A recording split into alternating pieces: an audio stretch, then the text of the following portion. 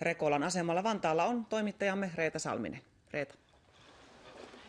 Tätä Rekolan raideasemaa, juna-asemaa voisi tällä hetkellä hyvällä syyllä kutsua Suomen raideliikenteen kipupisteeksi.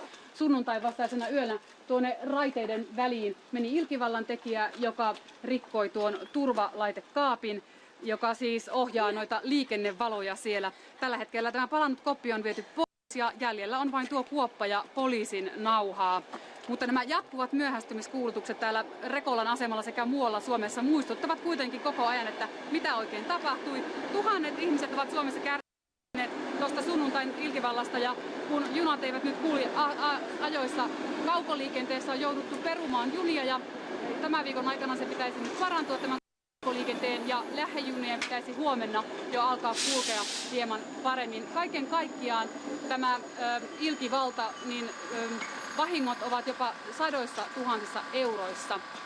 Liikenneviraston tekninen johtaja Markku Nummelin, pitääkö tämä todella paikkansa, että kuinka suuresta tappiosta tässä on todella kyse? Varmasti satoja tuhansia euroja. Toki suurin harmi on tämä liikennehaitta matkustajille. Tuossa vuosi sitten tämä ihan samainen koppi oli ilkivallan kohteena. Olisiko nyt sitten aika tehdä jotain, että tätä ei tapahtuisi enää uudelleen?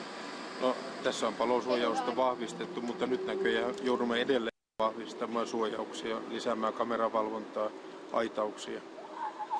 No, tilastollisesti tämä ilkivalta lisääntyy aina koulujen lopussa ja ennen koulujen alkuja. Ollaanko nyt sitten valmistauduttu ensi syksyyn? Ollaanko tehty kesän aikana jotain, että ei lisääntyisi ilkivalta? Tuo on totta, että tämmöistä pientä ilkivaltaa tapahtuu aika paljon keväällä ja sitten elokuussa. Ja meillä on kampanjoita käynnissä koulujen kanssa, tiedottajien kanssa, jossa kerrotaan näistä vaaroista ja kustannuksista, mitä tästä ilkivallasta syntyy.